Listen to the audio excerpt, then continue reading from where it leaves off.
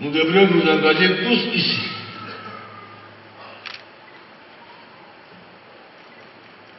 Pères de famille, leaders d'opinion, religieux, hommes politiques, la société civile. Il ne suffit pas simplement de dire que nous nous engageons et faire en fait disons des motions de lecture. Il faut d'abord être convaincu de la nécessité de s'engager dans cette lutte-là. Le Tchad s'est résolument engagé à créer les conditions pour tirer profit du dividende démographique dans le long terme. Pour ce faire, il a enclenché depuis une dizaine d'années des actions pour faciliter une transformation de la structure par âge de sa population, de sa gouvernance, de son économie, de son capital humain, avec les composantes clés que sont la santé et l'éducation. Le président de la République du Tchad, son Excellence Idriss Déby Itno, est le seul au monde à tenir une réunion mensuelle sur la santé qu'il préside personnellement et où la question de la santé du couple mère-enfant est au centre.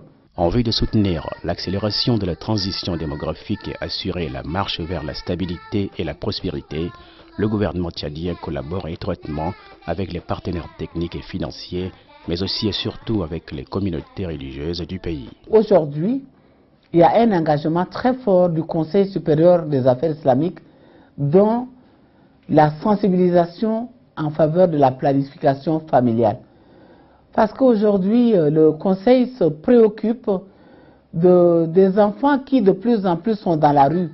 Le Conseil supérieur des affaires islamiques a fait de la problématique de la planification familiale, de la lutte contre la mortalité maternelle et infantile et de la promotion des droits à la santé sexuelle et reproductive des femmes son cheval de bataille à travers différentes actions sur le terrain. لكل العلماء لكل الدعاة لكل المرشدين في جميع الولايات والمحافظات والسوبرفيات يدوا عناية خاصة وبرامج خاصة لتنظيم الأسرة. ضيعنا بعض الأسر الأين ذات خلي يسمعن ما يقدم بهضاليات في الولادة، ما يقدم بهضاليات حقيقة. أنا المرض هي الأم، هي الأخت، هي الزوجة، هي البنت، لكن في شغل وهم يشوفوا ده أنينا حقيقة العلماء ما راضين به، وبعض الأحيان نستهى أن نقول لكن العالمات يقولن. إذن أنا بنقول دور المرأة العالمة التشادية في جميع تبيين مضامين الدين. أبشر باليمن الهنا والخير، أبشر باليمن الهنا والخير، أبشر باليمن الهنا والخير وبلوغ القصد بلا. Il existe au Tchad une ligue des femmes prédicatrices forte de plus de 3000 membres. Celles-ci ont chacune une école coranique où au moins une fois par semaine, elles transmettent des enseignements à quelques 300 femmes et jeunes filles autour de thèmes comme la planification familiale, l'espacement des naissances, la mortalité maternelle et infantile, les violences contre les femmes, le mariage des enfants, les grossesses précoces, etc. Ces journées sont appelées journées de vérité, car elles se caractérisent par une liberté de ton et d'opinion sans commune mesure. Au regard de ces activités, la Ligue des femmes prédicatrices est aujourd'hui devenue un partenaire de premier plan du Conseil supérieur des affaires islamiques. النشاط الرابطة بتقوم بدروس فقهية أسبوعية. عندنا كل ما يوم الخميس الإخوات بدرسوا الفقه مع الشيخ عبد الدايم، يعني جزاه الله خير وإحسان. كان عندنا دروس أسبوعية بنقيموها، والنساء بيجوا حشد كبيرة تقريبا 400 مرة بحضروا. Nous avons deux versets coraniques qui parlaient de l'espacement des naissances. Le premier verset, c'est le verset de la sourate La Vache qui dit وَالْوَالِدَاتُ يُرْضِعْنَ أَوْلَادَهُنَّ حَوْلَيْنِ كَامِلَيْنِ, qui recommande à la mère d'allaiter le bébé 2 ans. Et le deuxième verset qui dit « Wa hamluhu wa fisaluhu salasuna shahr ».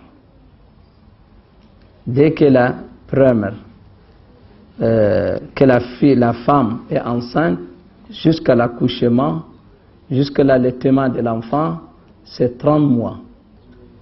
Si nous respectons vraiment ces 2 versets coraniques, ces 2 recommandements qui est divine, nous aurons la reproduction ou la sainteté de la reproduction ou l'espacement de la naissance qui donne la santé de la mère et qui garantit aussi la santé de l'enfant.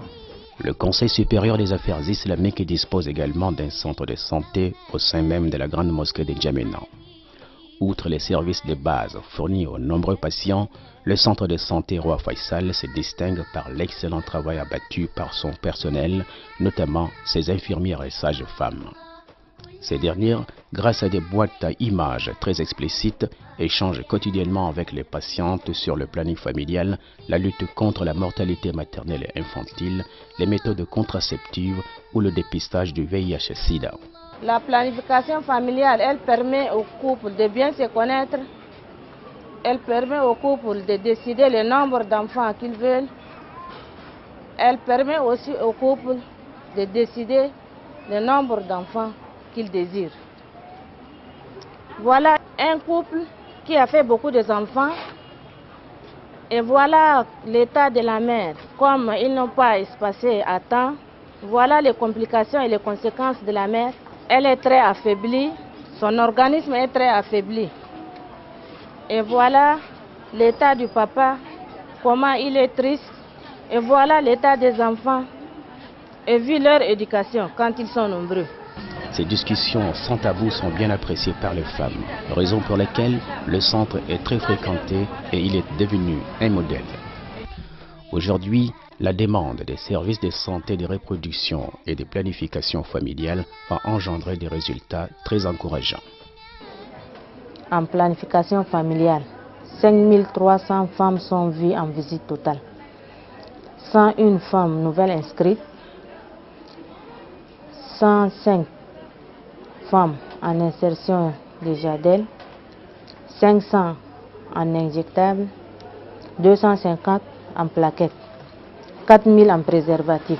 Nous tenons vraiment à remercier le ministère de la Santé publique, l'UNFPA qui depuis 2012 nous appuie en équipements tels que les équipements médico-techniques, des instruments, des médicaments, des consommables, ainsi des produits de santé de la reproduction. Nous avons la chance d'avoir des partenaires de taille. Nous avons la Banque mondiale qui aide justement dans le cadre de renforcement du système de santé. Nous avons l'AFD qui nous aide aussi, mais l'UNFPA est donc l'agence qui, voici depuis des années, soutient notre pays et qui est redescendu jusque dans les villages les plus reculés.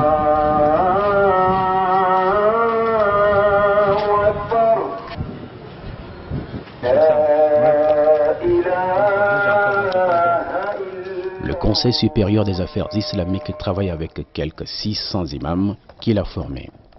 En vue de mieux les outiller, il organise à leur intention des voyages d'études, véritable opportunité pour eux de se former, d'échanger leur expérience et d'approfondir leurs connaissances d'un islam en harmonie avec les valeurs de la République. أيها المسلمون، إن موضوع خطبتنا اليوم تتعلق بتنظيم الأسرة في الإسلام. إذن أنت المسلم مثل ما أنت تريد الراحة من نفسك من أولادك، فالمرأة لها أيضا نفس الحقوق، لديها أو لها أن ترتاح قليلا، لأن الدم الذي ينزل عند النفاس والحمل الثقيل أقصاه أو أدناه 6 أشهر سوف يتعب هذه المرأة، فالمرأة تحتاج إلى راحة. فلذلك ينبغي للرجال أن يسلكوا هذا المسلك، وألا يظنوا كل الظن السيء الذي الآن انتشر بين الناس عندما يقولون له بأن تنظيم الأسرة هو جاء من الغرب.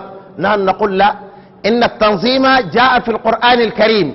فإذا هذا هو التنظيم الذي ينبغي لنا نحن المسلمين جميعا أن نسلك هذا المسلك، وأن نغرسه في الأجيال المتلاحقة حتى لا تتضرر المرأة بهذا الحمل. وأقول قولي هذا وأستغفر الله العظيم لي ولكم وللمسلمين جميعا فاستغفروه إنه هو الغفور الرحيم.